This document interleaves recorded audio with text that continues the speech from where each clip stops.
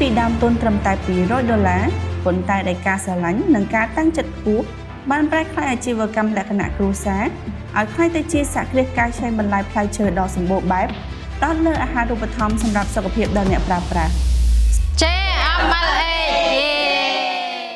តើសហគ្រាសមួយនេះផ្ដោតលើការកែច្នៃបន្លែផ្លែឈើតាមរបៀបណានិងផ្ដល់អត្ថប្រយោជន៍អ្វីខ្លះសម្រាប់សុខភាពហើយសហគ្រាសនេះបានចូលរួមចំណែកអ្វីខ្លះក្នុងការជួយដល់ជីវភាពប្រជាកសិករនៅក្នុងប្រទេសកម្ពុជាសូមជួបជាមួយលោកស្រីសេងសំណាងសព្វនិកនៃសហគ្រាស JMLH ជំរាបសួរនាងខ្ញុំឈ្មោះសេងសំណាងជាស្ថាបនិកនៃសហគ្រាស JMLH ដែលមានទីតាំងនៅភូមិអង្គសង្កាត់អូចាក្រុងបាត់ដំបងនិងខេត្តបាត់ដំបងសហគ្រាស JMLH បានបង្កើតឡើងពីឆ្នាំ2021ដែលអំឡុងពេល COVID ហើយពួកយើងបានធ្វើការកែច្នៃពីដំណាំរុក្ខជាតិមានជាបន្លែផ្លែឈើជាអាហារូបត្ថម្ភសម្រាប់សុខភាពហើយសហគ្រាស JMLH ក៏មានផលិតផលចំនួន13មុខផងដែរដែលកំពុងតែផលិតបច្ចុប្បន្ននេះការដែលនាងខ្ញុំចាប់ផ្ដើមបង្កើតសហគ្រាសនេះឡើងបង្កើតអាជីវកម្មប្រភេទកែច្នៃដំណាំរុក្ខជាតិនេះឡើងដោយសារដំបូងឡើយគឺខ្ញុំធ្វើញ៉ាំត្រឹមតែញ៉ាំខ្លួនឯងទេប៉ុន្តែដល់ពេលយើងឃើញថានៅលើទីផ្សារអត់សូវមានអ្នកផលិតកែច្នៃបែបហ្នឹងហើយនៅក្នុងស្រុករបស់យើងគឺយើងសម្បូរធនធានធម្មជាតិរុក្ខជាតិបន្លែផ្លែឈើអីគឺជាធម្មជាតិអញ្ចឹងបានខ្ញុំចាប់ផ្ដើមធ្វើការកែច្នៃហើយលក់ផ្សព្វផ្សាយនៅក្នុងប្រទេសកម្ពុជារបស់យើងនៅក្នុងអាជីវកម្មរបស់យើងដែលយើងកំពុងតែផលិតកែច្នៃនេះមានប្រភេទដំណាំរុក្ខជាតិនេះមានដូចជាម្សៅខ្ញីម្សៅល្មៀតម្សៅប៉ូលីរំដេងខ្ជាយហើយក៏ទទួលការគាំទ្រខ្លាំងនោះគឺប្រភេទម្សៅចេកណាំវ៉ាដែលកែច្នៃចេញពីចេកណាំវ៉ាមានណាំវ៉ា3 in 1ណាំវ៉ា4 in 1និងណាំវ៉ា5 in 1ដែលអតិថិជនជាច្រើនក៏ស្គាល់ហើយក៏គាត់បានញ៉ាំទទួលបាននូវប្រសិទ្ធភាពទាក់ទងនឹងបញ្ហាកាពះពោះវៀនបច្ចុប្បន្ននេះយើងទទួលបានការផ្គត់ផ្គង់ចេកណាំវ៉ានៅក្នុងខេត្តបាត់ដំបងយើងពីស្រុកសំឡូតហើយនិងខាងស្រុកបវលក៏យើងមានកសិករដែលកំពុងតែផ្គត់ផ្គង់រាល់វត្ថុធាតុដើមរបស់យើងមាន5ខេត្តមានខេត្តពោធិ៍សាត់ខេត្តបាត់ដំបងខេត្តកំពង់ចាម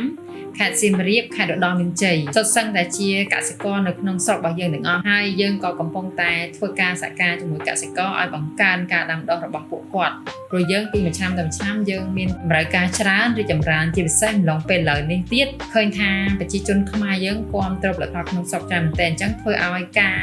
ផលិតរបស់យើងធ្វើឲ្យការដាំដុះរបស់កសិករហ្នឹងកើនឡើងខ្លាំងដើម្បីស្វែងយល់អំពីដំណើរនៃការតស៊ូព្យាយាមបេសកកម្មនិងចក្ខុវិស័យចាប់តាំងពីចំណុចដំបូងរហូតមកដល់ការវិវត្តខ្លួនប្រកបដោយនិរន្តរភាពក្លាយជាសហគ្រាសកែច្នៃកសិផលដ៏ឆ្នើមនៅក្នុងស្រុកឡងពេលដែលខ្ញុំចាប់ផ្ដើមបើកអាជីវកម្មដំបូងពី3ឆ្នាំដំបូងហ្នឹងយើងក៏ជួបបញ្ហាជាច្រើនដែរ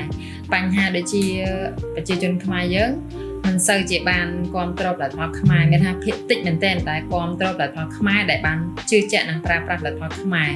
ហើយមួយទៀតនោះគឺតកតនឹងតម្លៃនៅលើទីផ្សារដោយសារតែយើងជា SME ផលិតកែច្នៃបែបខ្នាតតូចលក្ខណៈគ្រួសារធ្វើឲ្យផលិតផលដែលយើងផលិតមកតម្លៃរៀងខ្ពស់ហើយអញ្ចឹងទៅបើយើងប្រៀបធៀបនឹងការប្រកួតប្រជែងនៃផលិតផលនាំចូលតម្លៃរបស់យើងក្នុងស្រុកហ្នឹងខ្ពស់ធ្វើឲ្យការប្រៀបធៀបទៅវាចាញ់មួយផលិតផលនាំចូលប៉ុន្តែរហូតមកដល់ពេលនេះតាំងពីមានចំនួនព្រំដែនមកធ្វើឲ្យយើងខ្មែរយើងនឹងចាប់ផ្ដើមគិតវិជ្ជមានពីផលិតផលក្នុងស្រុកទី1ទី2គឺ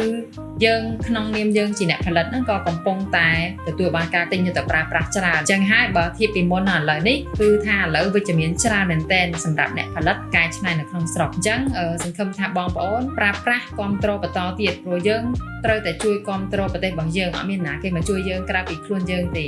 ការពីខ្ញុំចាប់ផ្ដើមបើកសិប្បកម្មអាជីវកម្មនេះដំបូងហ្នឹងនិយាយរួមពីមានលុយ$200ដែលខ្ញុំចាប់ផ្ដើមបើក$100ខ្ញុំទិញសម្បកបិខ្ចប់ពីក្រៅប្រទេសហើយ$100ទៀតខ្ញុំទិញម៉ាស៊ីនអញ្ចឹងបើនិយាយថាភាពក្រខ្សត់វាវេទនាមែនទែនក្នុងការចាប់ផ្ដើមបើកអាជីវកម្មមួយប៉ុន្តែទី1គឺខ្ញុំបើកដោយក្តីស្រឡាញ់ដោយការតាំងចិត្តទី2យើងមានស្ថាប័នជួយយើងមានខាងរដ្ឋាភិបាលដូចជាខាងមន្ទីរឧស្សាហកម្មប្រចាំខេត្តបាត់ដំបងគឺគាត់តែងតែជួយជំរុញគាត់ជួយជំរុញឲ្យយើងនឹងទៅបានអភិវឌ្ឍរៀនសូត្របន្ថែមនៅចំណេះជំនាញបន្ថែមធ្វើឲ្យយើងនឹងបានអភិវឌ្ឍអាជីវកម្មហើយយើងមានលទ្ធភាពក្នុងការផ្សព្វផ្សាយផលិតផលយើងកាន់តែរីកចម្រើនជាងមុនចាប់ផ្ដើមមានទីតាំងក្នុងការស្តុកទុកនៅផលិតផលពាក់កណ្ដាលសម្រាប់របស់ខ្ញុំឲ្យបានធំជាងមុនធ្វើឲ្យការផលិតរបស់យើងបង្កើនការផលិតច្រើនជាងមុនហើយសំខាន់ឥឡូវនេះឃើញថាប្រជាជនខ្មែរយើង បានងាកមកគាំទ្រផលិតផលខ្មែរច្រើនអញ្ចឹងសន្ទុះនៃការប្រើប្រាស់ផលិតផលខ្មែរក៏ច្រើនធ្វើឲ្យអាជីវកម្មរបស់យើងរីកចម្រើនជាងមុនធ្វើឲ្យគេស្គាល់ច្រើន សហគ្រាសការឆេះបន្លែផ្លែឈើនេះមិនត្រឹមតែយកចិត្តទុកដាក់លើការផលិតអាហារូបត្ថម្ភសម្រាប់សុខភាពរបស់អ្នកប្រើប្រាស់ប៉ុណ្ណោះទេប៉ុន្តែថែមទាំងបានចូលរួមចំណែកយ៉ាងសកម្មក្នុងការបង្កើនទីផ្សារជូនប្រជាកសិករតាមបណ្ដាខេត្តជាច្រើននិងបង្កើតការងារជូនប្រជាពលរដ្ឋក្នុងតំបន់ដែលចូលរួមចំណែកយ៉ាងសំខាន់ដល់សេដ្ឋកិច្ចជាតិសម្រាប់ខ្ញុំផ្ទាល់ខ្ញុំពិតជាមានមោទនភាពតែបច្ចុប្បន្ននេះយើងកំពុងតែធ្វើការសហការជាមួយកសិករមិនហោចជាង500គ្រួសារទេដែលកំពុងតែគ្រប់គ្រងរាល់វត្ថុធាតុដើមឲ្យយើងហើយខ្ញុំក៏សប្បាយចិត្តដែរដែលបានយើងជួយទៅដល់កសិករដោយសារតែមានការគ្រប់គ្រងពីបងប្អូនមានការគ្រប់គ្រងពីអតិថិជនធ្វើឲ្យសហគមន៍របស់យើងរីកចម្រើនហើយក៏យើងមានលទ្ធភាពក្នុងការជួយកសិករឲ្យកាន់តែពង្រីកនៃការដាំដុះរបស់ពួកគាត់ចឹងហើយសូមសនំពរឲ្យបងប្អូនគ្រប់គ្រងនិងប្រើប្រាស់ផលិតផលនៅក្នុងស្រុកបន្តទៅទៀត